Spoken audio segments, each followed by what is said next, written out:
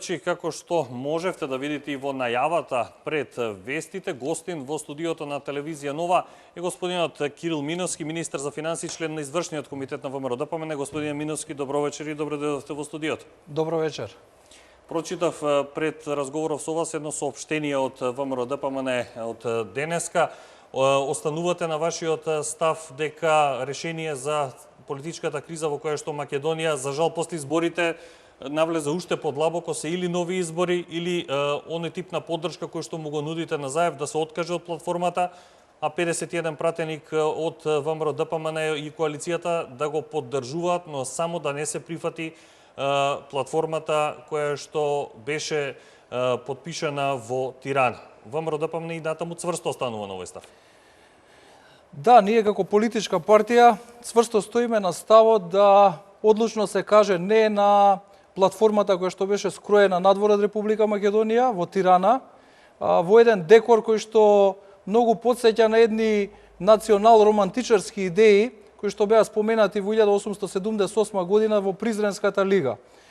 Сметаме дека на еден суптилен начин постизборно се настојува да се пласира во јавноста една платформа чија што крајна цел е редефинирање на Република Македонија и постепено разнебитување на Република Македонија, нејзина трансформација од држава која што базира на историскиот континуитет и вековната борба на македонскиот народ, во која што е крунисана со Аснон, во која што е воспоставена рамноправност не само на македонскиот народ, туку и на сите граѓани во една бинационална држава, а познато е дека во Европа такви бинационални држави речиси и да не постојат, кои што имаат карактер на унитарност.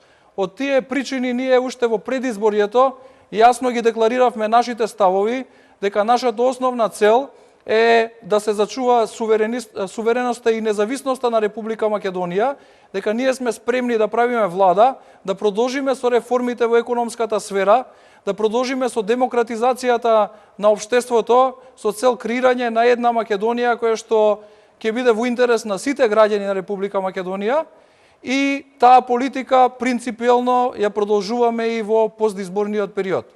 Како го оценувате однесувањето на Заев и на Ахмети во овој период, еве конкретно на Заев?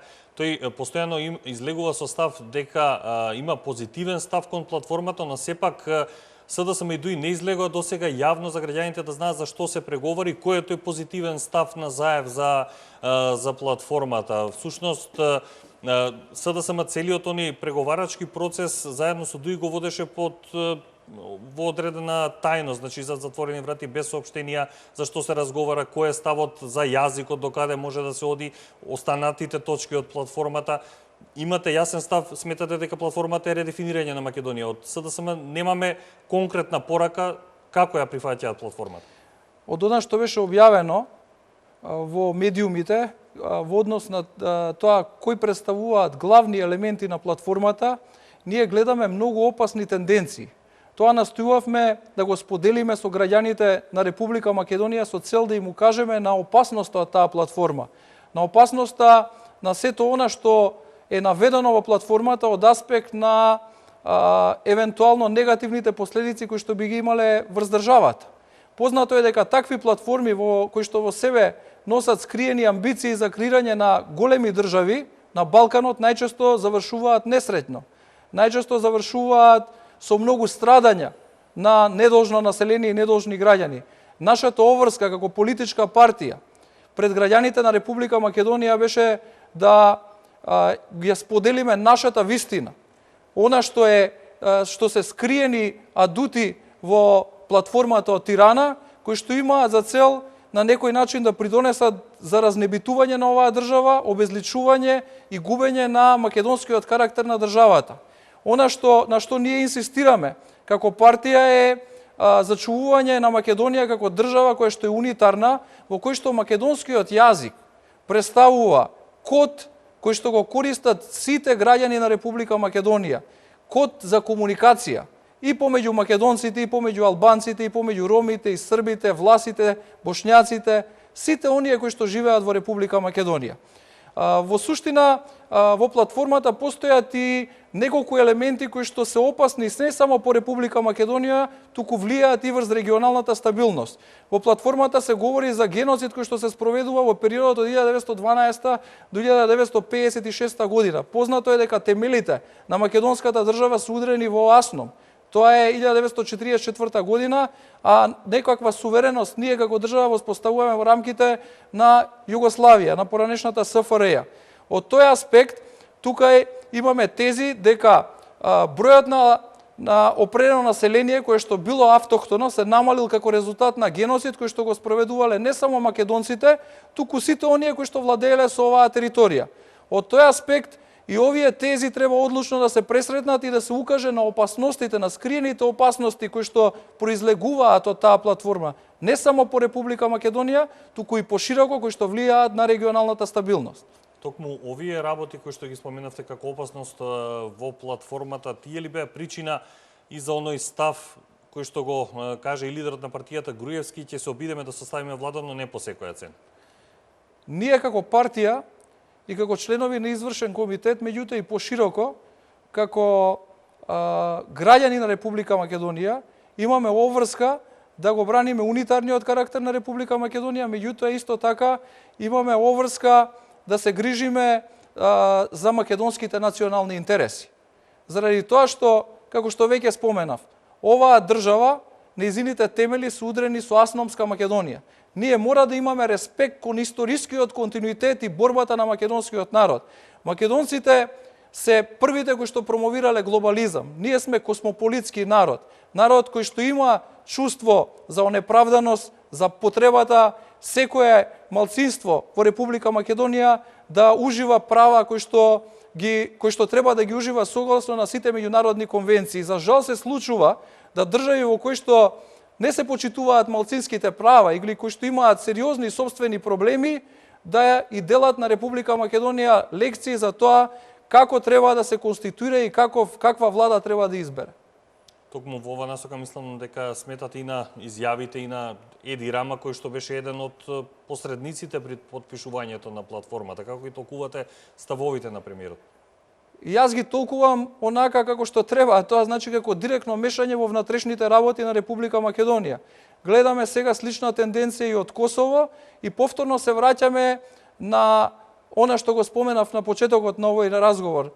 За жал се чини дека национал романтизмот кај дел од нашите соседи преовладува и дека тој е доста опасен и за Република Македонија и за низиниот унитарен карактер. Деновиве сме сведоци на едни граѓански протести, чија што цел е да се повика на заедништво на сите граѓани на Република Македонија, меѓутоа гледаме дека кај нас имаме политичари кои што ги обвинуваат сите оние кои што ќе застанат на линијата на одбраната на македонските национални интереси, ги прогласуваат за фашисти. Од друга страна имаме една платформа која што многу наликува на она што се случуваше во Втората светска војна, во која што познато е движењето Баликомбетар, кое што беше на страна најнапред на фашистичка Италија, подоцна на фашистичка Германија. Тука имаме една голема сличност на оние тези кои што преовладуваат во соседството и со она што се случуваше некогаш во историјата, а повторно гледаме обвинување од страна на нашите опозиција дека некој кој што проповеда овдека заедништво, еднаквост на сите граѓани, еднакви права на граѓаните, дека е фашиста. Ја споменавте опозицијата, тие се првично против онаа идеја, ја сметаат за блеф најавата да им се поддржи малцинска влада со 51 пратеник. Се наоѓаме во една незавидна позиција како држава и одлуката на председателот Иванов секако е во насока на ова што го говорите вие, да не се дава мандат за поддржување, за влада која што ќе работи во насока на поддржување на платформи на други држави. Каде го гледате излезот во целата политичка ситуација? Во однос на ова прашање би сакал да истакнам неколку работи. Постојат неколку начини на кои што може да се струши уставниот поредок. Најнапред е еден е доброволен начин или насилен начин. Познат е случајот, исто така повторно ќе се навратам на историјата, на поранешната Чехословачка, на Судетската област и начинот на кој што таа држава беше разнебитена. Мислам дека председателот Иванов на соодветен начин реагираше и ги пресретна обидите преку платформи креирани во туѓи држави да се придонесе за редефинирање на државата преку промена на реалноста и на фактите кои што постојат на теренот. Реалноста во оваа држава е дека мнозинскиот народ е македонскиот народ, мнозинскиот народ го респектира правото на сите граѓани во Република Македонија за зачувување на нивниот посебен етнички, верски идентитет, културен идентитет, меѓутоа не можеме да одиме преку онаа линија која што ќе значи нарушување на суверенитетот. Во однос на понудата која што е дадена до опозицијата, ние цврсто стоиме за таа понуда заради тоа што сметаме дека целта на постоењето на партиите е во суштина добробит на државата. Смислата на партиите се губи во оној момент кога ќе се надминат тие црвени линии на македонски национални интереси. Од тој аспект, во интерес на македонските национални интереси, ние сме спремни да ја поддржиме опозицијата, да дојде на власт, да имплементира нејзината програма, меѓутоа не и програми кои што се искреирани во други држави и платформи кои што ќе значат разнебитување на Република Македонија и кои што долгорочно ќе значат страдање за сите граѓани во Република Македонија. Велат дека имаат план Б после оваа одлука на Иванов. Најверојатно постојат определени планови, меѓутоа ние сме цврсто решени со сите расположливи средства, пред се мислиме на демократски средства, да застанеме во одбрана на суверенитетот на Република Македонија, во интерес на граѓаните на Република Македонија, во интерес на правата кои што ги имаат и македонците, меѓутоа и сите останати граѓани, меѓутоа не преку нејзино редефинирање, заради тоа што процесот на редефинирање, креирање на бинационална држава нема да му донесе добро на никого во Република Македонија. Господине Миновски, овие прашања некако беа повеќе во контекст на функцијата ваша како член на извршен комитет. Еве, ајде две прашања како министер за финансии. Знаеме во платформата на партиите на албанците што имаше и потоа во оној закон за јазици договорен помеѓу ВМРО, ДПМН и СДСМ. Наголемо се зборуваше дека една од одредбите договорени помеѓу овие две партии е двојазични банкноти, да речеме. Како министер за финансии ве прашувам за реализација на такво нешто, колку време ќе биде потребно на Македонија и на министерството? Дали е изводливо такво нешто? Постоењето на двојазични банкноти е карактеристично за федерални држави. Не е карактеристично за унитарни држави. Се споменуваше СФРЈ. СФРЈ беше пример на држава која што имаше федеративно уредување. Република Македонија е унитарна држава. Сите овие активности кои што се предвидени во платформата значат и ангажман на определени ресурси. Се плашам дека не само што се големи тие ресурси, туку преку нејзиното имплементирање ќе се доведе до дисфункционалност на институциите. Ние ќе имаме проблем во менаџирањето на институциите, ќе имаме проблем во одржувањето на колегиуми. Например, ќе имаме проблем во комуницирањето помеѓу вработените во институциите. Сето тоа ќе придонесува за подгревање на анимозитет и на тензии во општеството. Од тие причини веќе споменав дека линијата која што ние застапуваме е дека македонскиот јазик е комуникацијски код во Република Македонија. Тоа не значи гушење на никакви етнички, верски права на останатите кои што живеат граѓани во Република Македонија. Меѓутоа, мора да постои нешто што представува заедништво. Тоа заедништво е македонскиот јазик и тоа овозможува непречено функционирање на овие институции. Воведување на оние параметри од програмата во институционална смисла ќе значи ангажман на огромни ресурси и дисфункционалност на институциите. И уште едно прашање, колкави последици трпи македонската економија за целиот овој период? Еве и по изборите, како што кажав, имаме се уште активна политичка криза, чиј интензитет не запире. Иако сите се надевавме дека по изборите ќе може државата повеќе да се фокусира кон економијата, привлекување инвестиции, отворање работни места. За жал, македонската економија веќе 2 години е на удар на политичката криза. И покрај политичката криза, сепак економијата успева да испорача резултати кои што се повеќе од задоволителни. Во 2016 година имаме раст на бруто домашниот производ од 2,7%.